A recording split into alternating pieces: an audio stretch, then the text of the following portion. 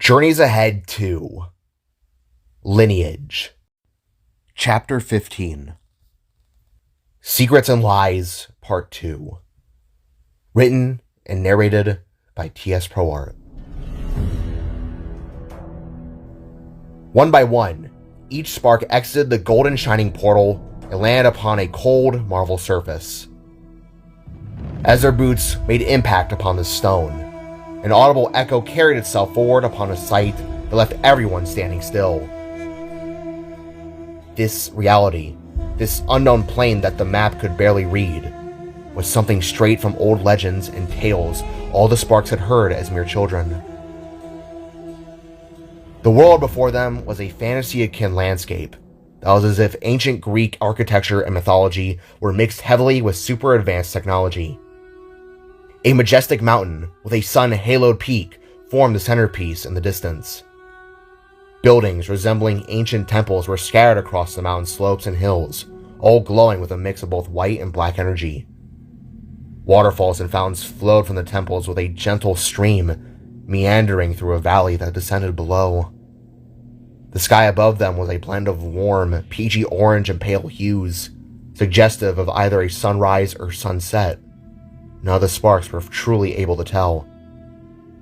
Fluffy, soft clouds surrounded the nearby land formations, adding depth and atmosphere to the scene before them all.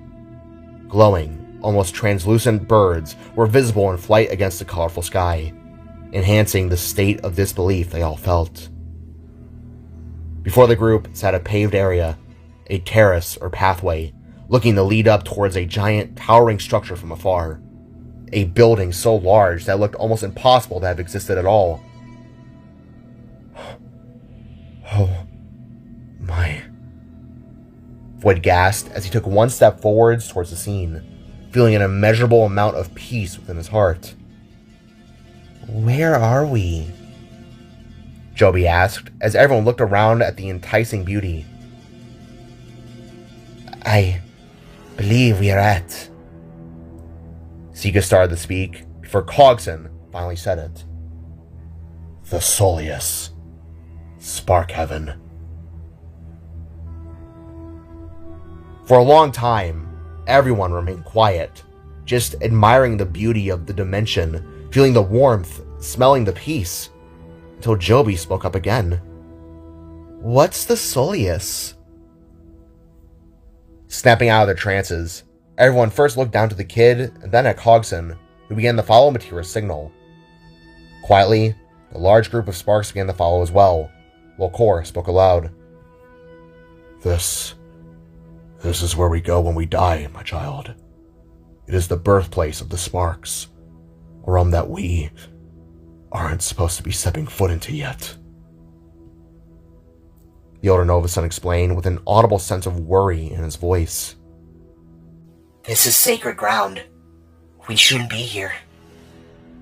Evelyn whispered as a growing sense of unease began to swell in everyone's hearts. I need a cigarette. Alice grumbled as he lit a match to his lips. Should we go back? Lee asked while starting to shake mid-stride. Upon noticing this, Void reached out and held his fellow Spark's arm, providing some comfort to her in that moment. No! Her signal is still faint. We must trudge forwards. She could be hurt. Mr. Cogson reinstated with a sense of bravery to his voice that seemed to inspire the others. Without wasting a second, he charged his wheel and rolled ahead, leaving the group to follow him into their mythological lands. I can't believe we're here. The old stories tell of how Matira and the Sparkborn gods created this place. Their will to make, their compassion to help those in need. It's so enticing. Harmony said, as her, Void, and Lee walked side by side, admiring the beauty of their true home. And scary. Lee added as she hauled herself in the Void's side to his surprise. Hey, it's gonna be okay, Lee. We're all together. We'll find Matira and get back and get the show on the road. The Blue Spark assured as he held his old friend close mid-stride. It's a bit quiet. I don't like it. Evelyn mentioned that everyone's agreement, as they all now walked over a bridge that rested above a lake of light matter. The stories always spoke of angels and higher beings roaming the skies of the Soleus. So can someone explain to me why heaven suddenly looks so barren? Sika questioned while staying close to Kor, who was still holding on to Joby. I don't know. I wasn't the best when it came to history. Kor? Alice reasoned, leaving the older Noah-san to simply shrug. I was a science teacher, not a history buff. But I agree. Something isn't right. As they passed the bridge, the group found themselves before a large series of stairs, structures, and statues. To take the stairs would have only meant hours worth of climbing, but it appeared that Matira's signal was coming from the very top of the largest structure within the Soleus. Look at the statues, guys. All the gods are creators. Void whispered in amazement as he eyed down all of the gigantic beings that loomed over them in a chiseled stone. Seraphim, Darfian, Ravara, Sabrath, Vetrix, Rhodos, Elbrus, and Leflora. It's all of them. Void said as he admired their beauty. I'm curious, have you guys met the other gods at all? Void then asked, while Cogson looked to be readying another portal. No, only Matira. She claims her kin to have been busy here. Kor replied as he set Joby down upon the ground. You think we'll be meeting them? She asked, to the still visibly uneased sparks. I don't know. Kor honestly replied, as Cogson activated another portal. Her signal is up at the very top of the structure. Come on! The old-timer shouted as he quickly rolled forwards. Cogson, wait! Kor bellowed as he and the other sparks quickly followed. He's losing it, ain't he? Lee asked as she ran with Void latched around her arm. It's not old age, it's just how he is. Seeger replied as one by one they entered, going from the world below to the highest peak within the Soleus.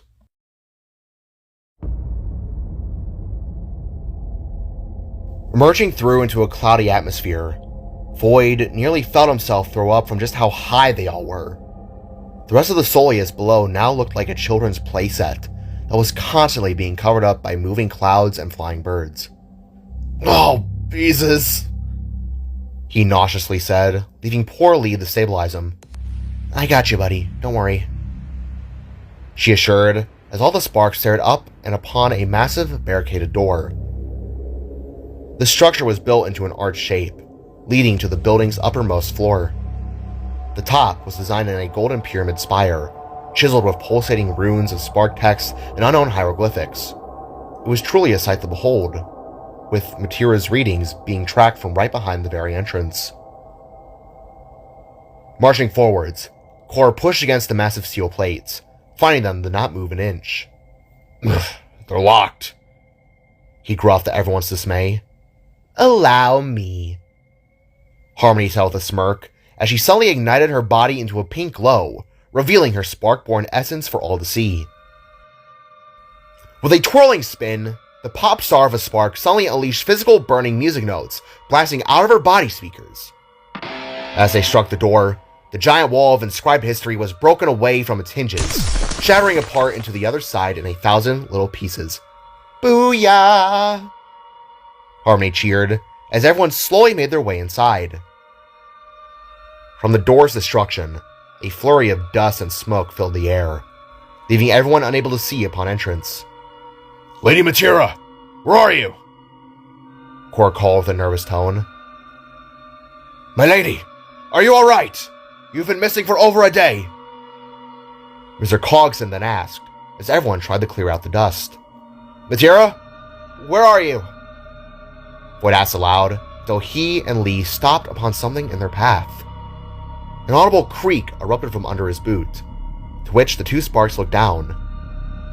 One moment passed, then another, till at last, it came into view. What the sparks saw was a face. An empty, lifeless metal face. Ah! Together, both Void and Lee screamed in unison as the empty face silently screamed back with no noise. Quietly running over, all the sparks came to see what the problem was, before suddenly stopping in horror to what was below. What the? Core gasped out, for as the rest of the dust cleared, it became apparent to what they were looking at. The figure that was passed away was about as large as Core. It was a feminine being, with multiple limbs emanating from its core structure. From out of the back of her scalp were thin, white tendrils that looked segmented and intertwined. Each limb seemed extinguished, looking to once hold a small, glowing light blue flame within. The central body of this passed-away soul was a dark bluish-gray color with metallic-looking details, added on by shades of gold and darker grays. Her face had been partially obscured by a helmet-like plate that had ornate details and horns projecting from the top of her head. The being's body structure was complex, to say the least, showcasing a variety of shapes and armored plating. In that moment of intensity, Void suddenly gasped and knelt down, proceeding to gently press his hand upon the figure's face. Upon doing so, he wiped away a glob of mud that was left behind by his boot, and gently spoke the name of who he was looking at. Lady Ravara. A matter goddess, a granddaughter of Matira, dead, looking to have been stabbed right through her heart. What? I don't believe it. Cogson whispered with dismay as the entire group of sparks were left shell-shocked at their findings. Guys? Joby then whimpered, making the group look up from Ravara, only to be greeted by a massacre. The sector of the building they had entered was some kind of throne room of the gods, which now looked like a slaughterhouse. To the far left rested a being whose body was predominantly a yellowish-orange hue, reminiscent of autumn leaves or ripe fruit. Her limbs resembled tree roots and branches, being reddish-brown with small light blue flowers decorating them. Her torso and upper body were covered in a complex, segmented mechanical build, interwoven with tree-like elements. Her head had antler-akin branches growing out of it in a stylized, organic, and slightly wild manner, creating an almost halo-like feature around her head. This was the spark-born goddess Leflora, and she was in two pieces upon the ground.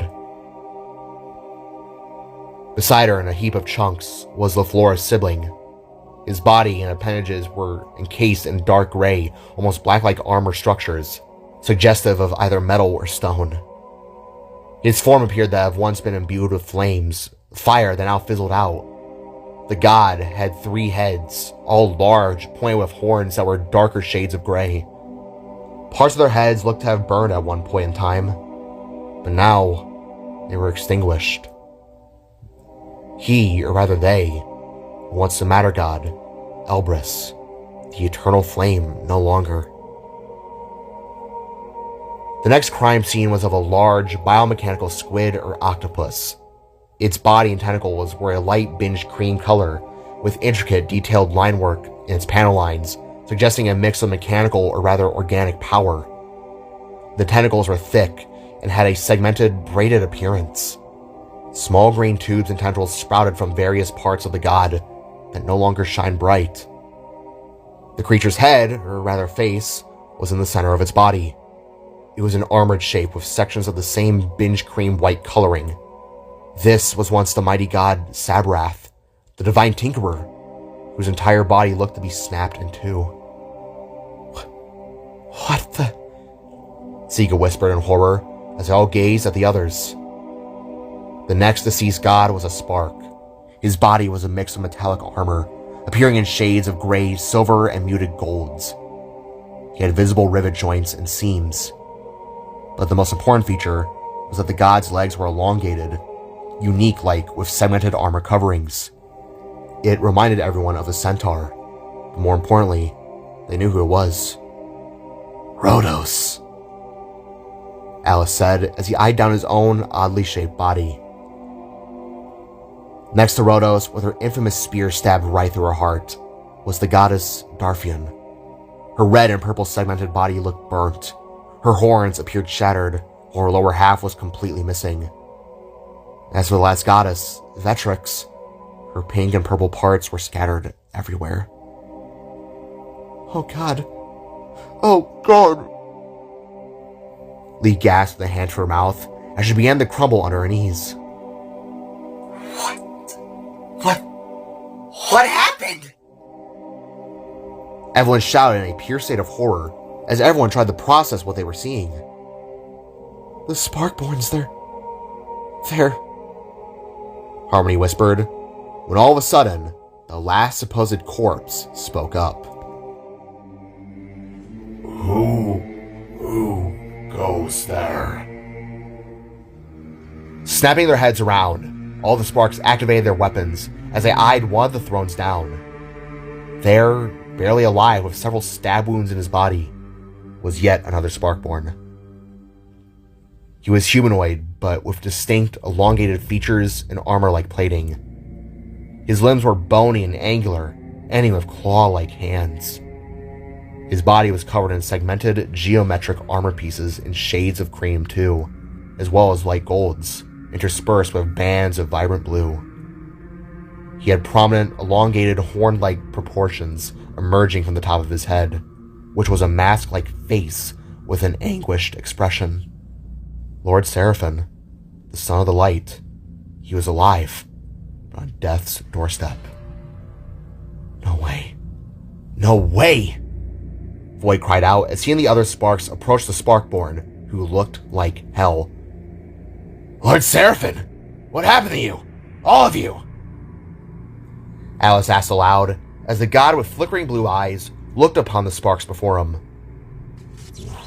Who are you? What has brought you here? Seraphon asked in a broken tone as Joey reached out and tried to heal him with her light matter, but to no avail. We're sparks. We're here searching for your mother, Matira. Have you seen her? Is she alright? Void questioned the deity, feeling a new sense of bewilderment. Another god, barely alive, surrounded by the corpses of his sister, nephews, and nieces, as well as children. What happened? Void kept questioning within. Matira, Seraphon muttered, causing his mechanical face to scrunch into a scowl. Mother. He croaked, before slowly levitating upwards to everyone's shock. Whoa, hey, calm down. Whoa, ready, ease yourself. All the sparks suddenly stuttered, as Seraphon, in a jittery motion, levitated forwards, then crumbled upon the sacred grounds, surrounded by his family. Mother, you... How could you? The god groaned as he reached down and pulled a chunk of metal out of his body, a piece of Matira's armor that had been the source of Cogson's tracker, they realized. The signal was coming from that very slab. How could you do this? How could you slay your own steel and blood? Seraphon went on, leaving the sparks all standing in a state of confusion. My lord, what are you... Void tried to ask, just as the god whirled his head around with wild eyes and blue blood seeping from the corner of his mouth. You, all of you, you're the gullible fools she mentioned. Seraphon hacked out as he tried to levitate again. What the hell are you talking about? What's going on? Who did this to you? Where's Matira? Sika demanded, causing Seraphon's blue eyes to flash a red glow. She did this. All of this. His voice boomed before the blue shade in his soul returned. She betrayed us. Our code.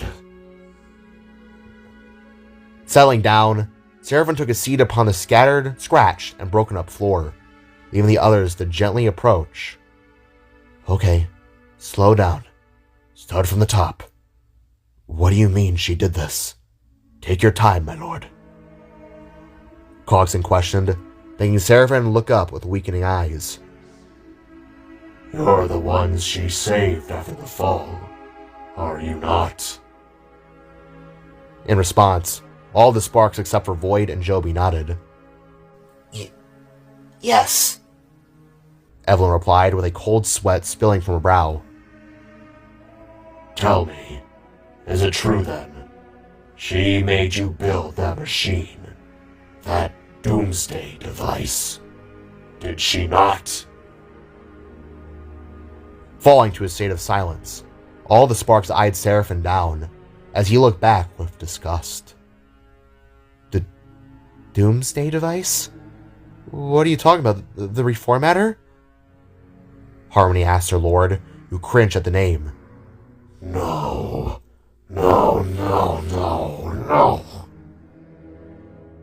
The god said, while slowly trying to manage his levitation again. So her remarks were true. Do you have any idea as to what you have built? The Lord of Light demanded to know, as he glared upon all the sparks. A machine designed by Sabrath. A device to revive. Cor began to explain before being cut off again. A design that he strictly regretted and forbid to ever create again. Seraphim bellowed, as his horns bloomed a burning gold. It's a machine that takes more lives than revives. You have no clue what kind of power you have given her. Seraphim ranted, causing a wave of conflicted emotions to course through the spark souls. What are you talking about? Did she attack you guys? Doomsday device? What are you trying to say? Void cried out, as he and everyone else felt absolutely confused by what they were hearing. Squinting, Seraphim first took in a long breath before doing his best to speak more clearly. My mother. She was not the same after Salahad's fall. She couldn't live with the fact that her creations, her own life, perished and were scattered across the waves of the eternal stars. She grew obsessed with finding a way to create life again. Seraphim began as his body gently shimmered a warm pink hue. She, behind our backs, found you all, without even telling us, forced you to make a machine that is far from the truth you believe. To his words, Cor slowly stepped forwards and simply asked, What? A lie? From out of Seraphim's eyes, he suddenly displayed a pollinated hologram of the reformatter before explaining on. This machine was made by my son, Sabarath, a device that could regenerate life, but at the cost of an entire world. The god explained, as blueprints of the reformatter shooting some kind of beam into a planet appeared before them all, dissolving it into energy. It was designed to harness planets that could no longer sustain life. But my son quickly realized the deadly mistake he had made. If his craft were to fall into the wrong hands, the reformatter's purpose for replenishing life could be twisted immediately. Any world that has a high M count could be doomed if a crooked soul wished to enact its essence. Essence that comes packaged with life itself. A collection of heartbeats could almost be heard. That's how silent everyone fell as a horrible truth began to creep its way upon their spines. Wait a second. Are you saying that... Before Void could finish, the image of the blueprints changed to a scene of memory captures, showing Matira approaching the Sparkborns in some kind of argument. We caught wind of our shared essence blooming on a planet. Conductors designed to power this very device. Upon sensing it, we called our mother forth. We questioned her, demanded of her, until she revealed the truth. Seraphim said, as tears looked to peek their way out the corners of his eyes.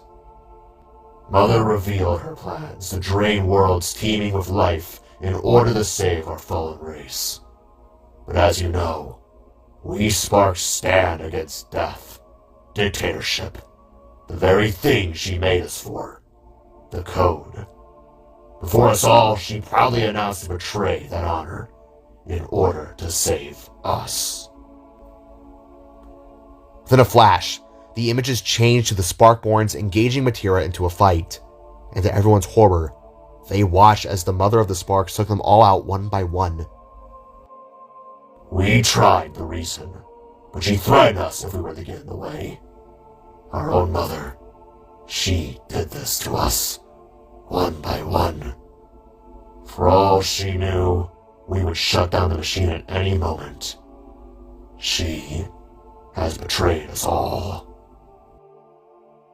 Within an instant, Seraphon suddenly clutched his chest and crumbled to the floor in a state of agonized pain. "Lord Seraphon!" Void cried out as he quickly caught the god to the best of his abilities, with the others right beside him. No, you can't. That can't be. Kor started, with the others remaining scarily silent. She gloated about lying to you all, calling you the end of one era that shall bring forth the next. She has deceived you all. Coughing once more, Seraphon's light began to fade as a new wave of panic washed over everyone. Earth. Is she back on Earth? Alice asked. Oh my god. We gotta find Talos. And Matira. We have to confront her. We have to confront her with the truth. Evelyn stammered. "Are you kidding? Look around you!" He cried out as Void held on to Seraphon's hand. "Hey, come on, big guy, ease up. Stay with us." The blue spark pleaded, but Seraphon was clearly fading fast. I know it is an impossible task, but please, you must stop her, or at least talk sense into her. That world is in danger. All worlds are in danger. The Sparkborn weakly pleaded as his eyes fully began to fade out. "Lord Seraphon!" Void begged as the god gave out one last sentence before fading from his long-lasting life. Remember, for those we lost, and for those we honor. Like a candle passing away in the night, Seraphon's holy body was the last put to rest, joining those of his Sparkborn family that had not survived. No words were shared, no shouts of anger, no cries of dismay, just shock, a burning shock that was cut short by a ping. Raising his arm up with a nervous stare, Cogson opened his map and spoke. "Her armor's repaired. She's back in the reformator. So is Talos." Crunching his hands into fists, Kor began to burn a glowing hot yellow that got everyone's attention. He looked angry, broken, hurt, something that Void had never really seen before. "Kor?" he asked. Sparks, prepare yourselves. The older Novus ungruffed, leaving Void and the rest feeling uneasy for what their next course of action would most certainly be.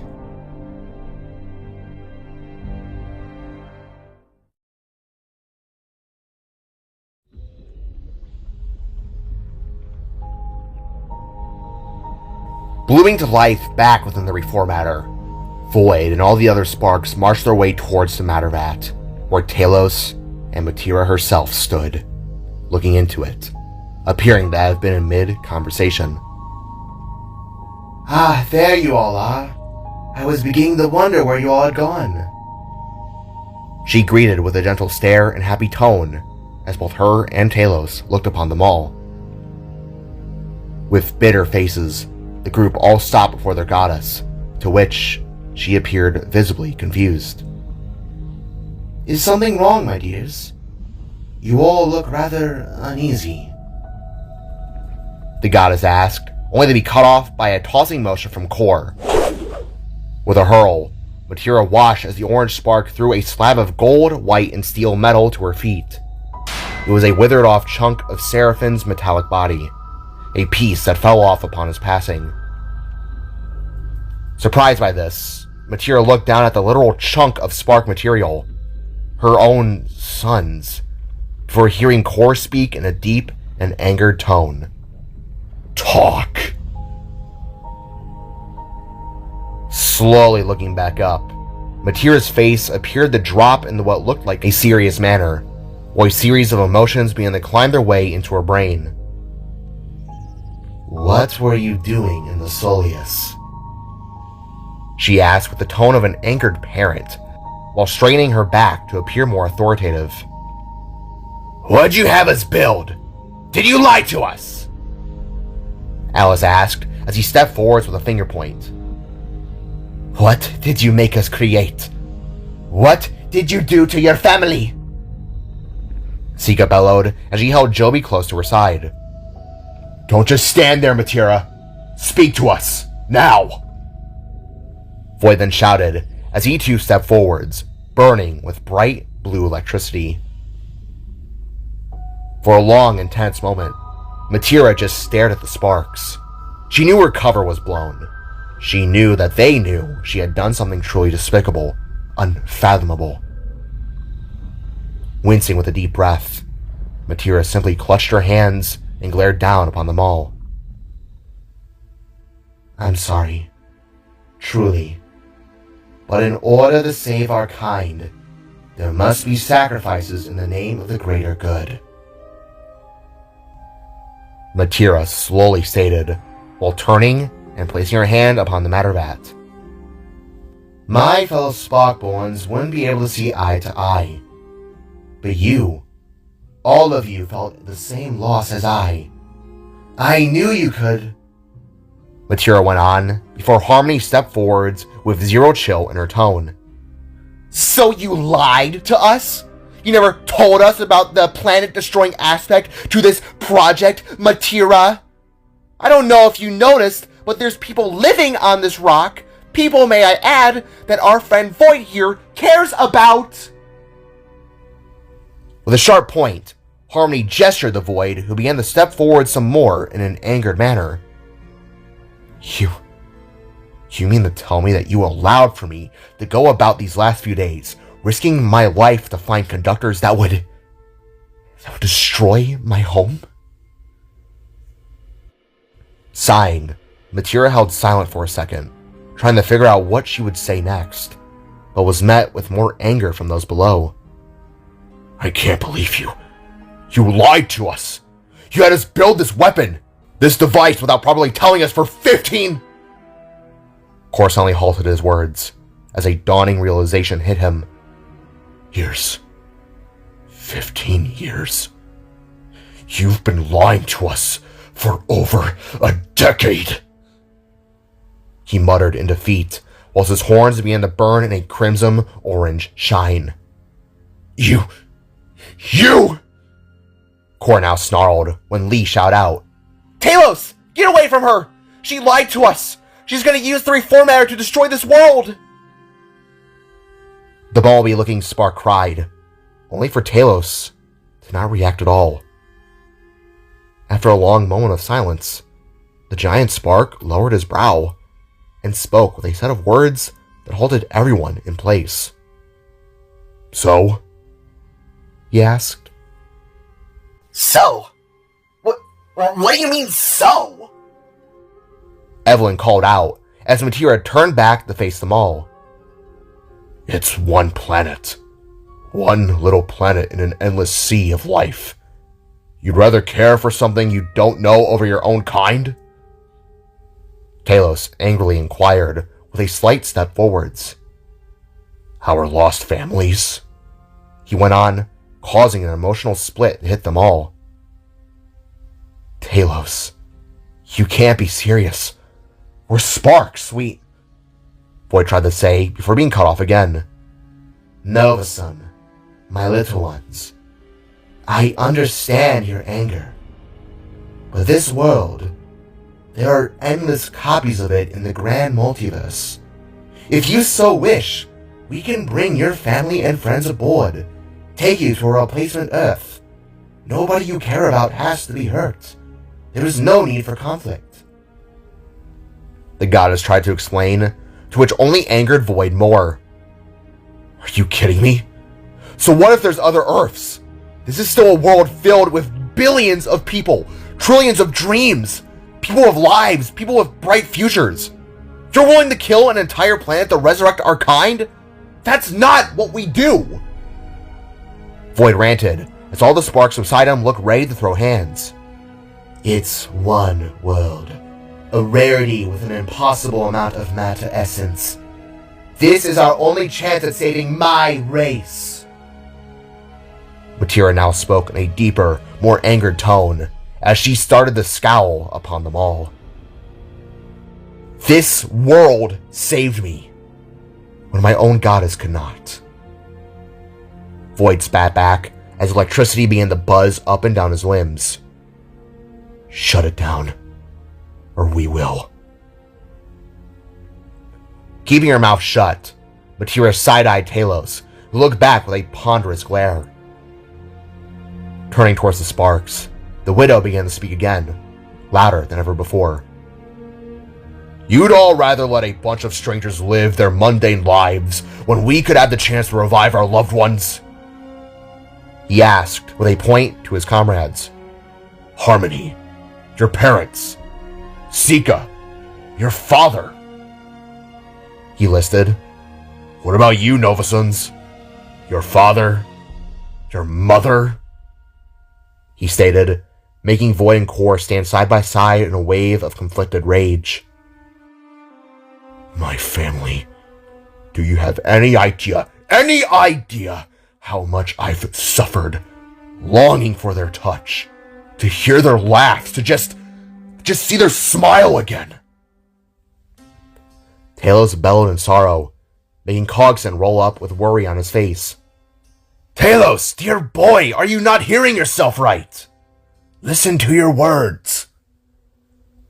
The old man pleaded, as the light of the matter vat cast a shadow over Talos, but left a heavenly shine upon Marak. My boy, I understand your pain, but your wife, Titania, and your daughter, Astra? The old spark whispered, as the two were now less than 5 feet apart. Do you truly believe that they would be willing to come back to you if you went through with this? Killing innocents for them? Reaching a hand out, Cogson rested his metal fingers upon the hurting spark, who glared deeply with his remaining purple eye, an eye that seemed to be bouncing back and forth with thoughts. I understand you want them back. Believe me, I had children of my own that were lost. But we can't bring our beloved out of the grave by digging more of them. We would be no different to those that took our families away to begin with. From these words, Talos looked Mr. Cogson square in his old eyes. Eyes that had seen so much through several decades. Eyes that held more truth than he could ever admit. Eyes of a friend. Come on, son. We can figure this out. You're better than this. In response, Talos slowly began to raise his left clawed hand, looking to return the shoulder gesture. The higher he raised it, the more at ease the old spark along with the others felt. Marak's words were powerful. They held true. He was like a grandpa in a way, always smart and always wise, a soul that seemed actually to get through to Talos, who finally spoke after a long moment of silence. You're a good man, Mr. Cogson.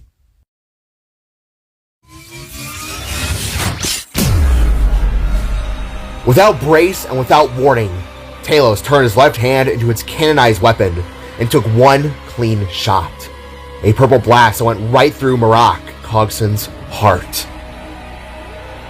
The air felt to suddenly be sucked out of the room, as in what felt to be slow motion. Mr. Cogson violently launched backwards to the group of survivors. His eyes had instantly gone pale white, the color in his body evaporating to a soulless gray within mere seconds. Screams arose from all around, but Void had gone totally numb. Before his very eyes, he just witnessed the greatest sin a spark could commit, murder of another, and Matira ever so faintly smiled. With a loud thunk, Mr. Cogson landed upon the ground. Bolts and spark essence went flying through the air. His glowing panel line shut down within seconds, for he was no longer with them. That sweet old man, the spark who had wished to discuss insects, teach a class, and revive his race, was dealt the hand of death by a trusted ally, a friend. Floyd and the others couldn't believe it, as Talos stood there without so much as an expression. But I've waited too long to turn back now. He finished, before slowly looking back up towards his fellow sparks. What'd you do? Cor asked, and a series of screams and wails continued to cry out from behind. What did you do? He angrily repeated, as the dawning reality that his old friend wasn't even aware of what just happened to himself.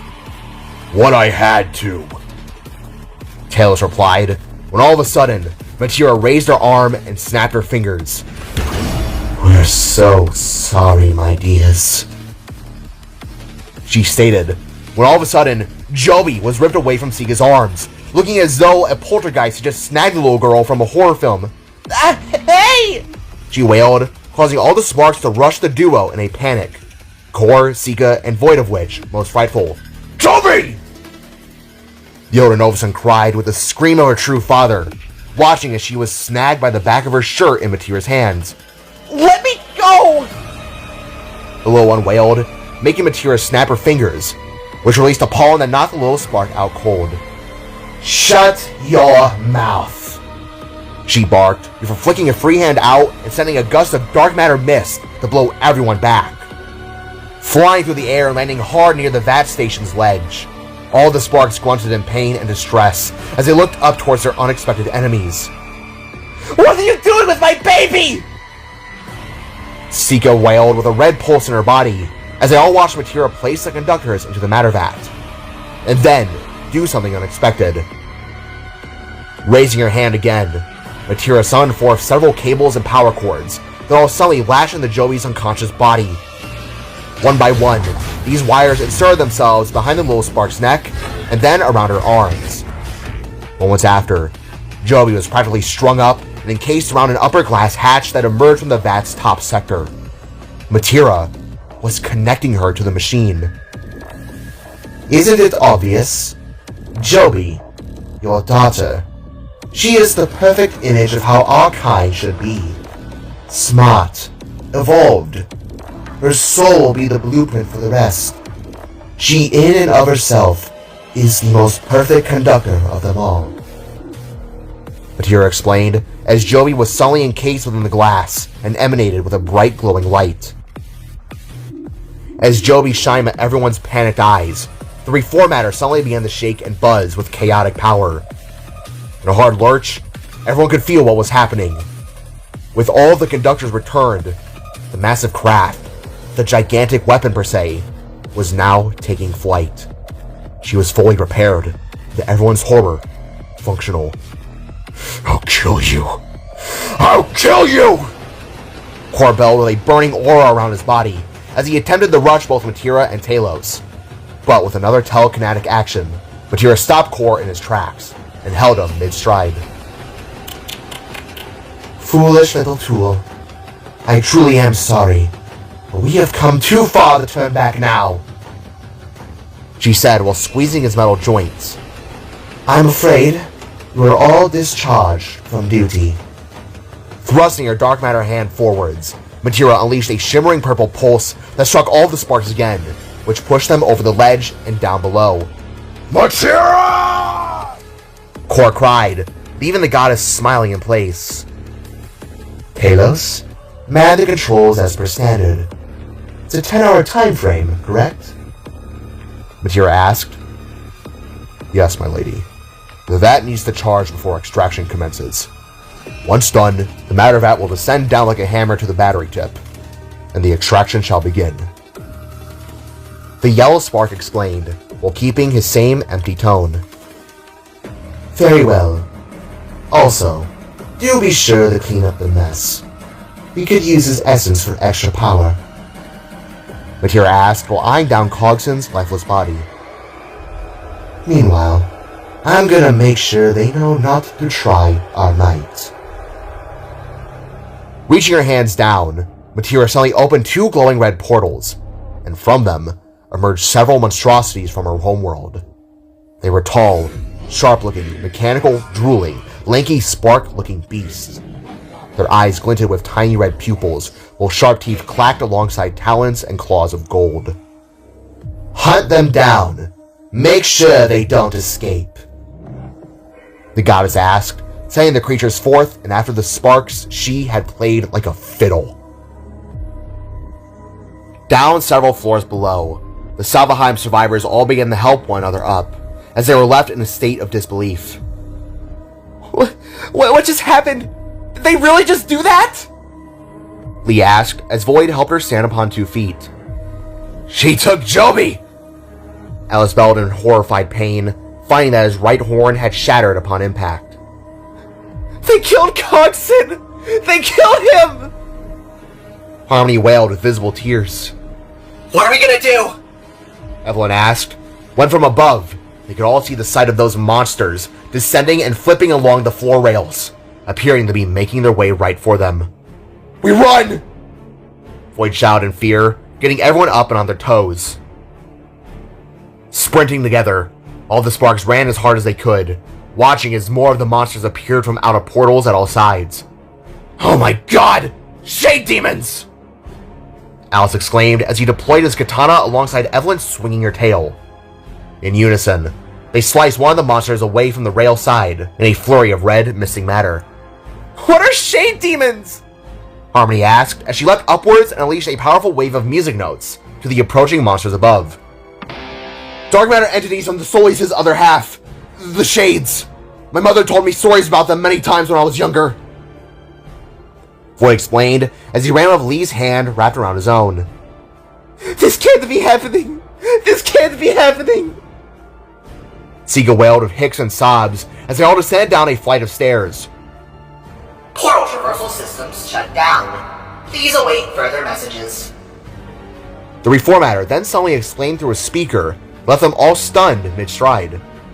The hell does that mean? Void asked as another demon appeared in front of them. Heads up! Lee cried as she fluttered up, surged with yellow energy, and spun her tail. From it came a beautiful lemon-colored energy slash that took the demon's head clean off within an instant. The Reformator is wired to our essence. Seems like they're trying to keep us here. We won't be able to activate an escape portal. We gotta find another way out. Kor shouted until he realized where they could go. There's escape pods in the lower sector of the ship. Follow me! Taking charge, the older spark began to lead everyone down many paths. They ran across bridges, stairs, and the like, fighting off monsters as they did so. No one could understand the change, the betrayal. They'd all been lied to by someone they trusted. Someone who asked them for her trust.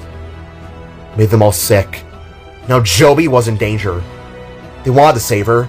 They wanted nothing more than the terror out of that machine. They needed a plan. If Matira could take out her fellow gods, her children, what fighting chance did they have? To say the least, Void had not felt this kind of panic in a long time. Bursting through a door and into a hangar bay, the sparks all set their eyes upon a slim, alien-looking craft. Before it was a force field barrier that overlooked what everyone quickly realized to be Earth. They had breached the atmosphere already and were rising fast.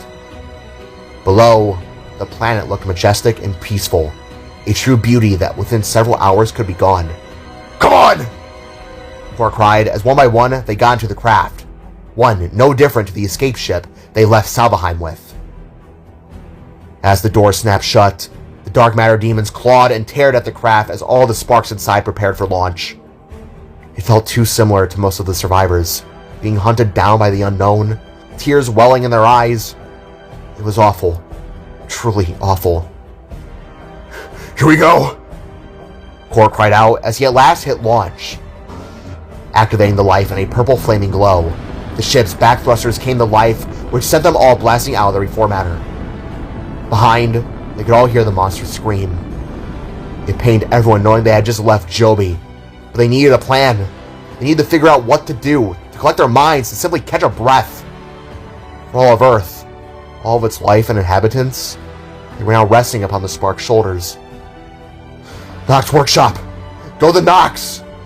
Void cried with a point, which Core nodded and set course, all the while trying not to break down in anguished sobs.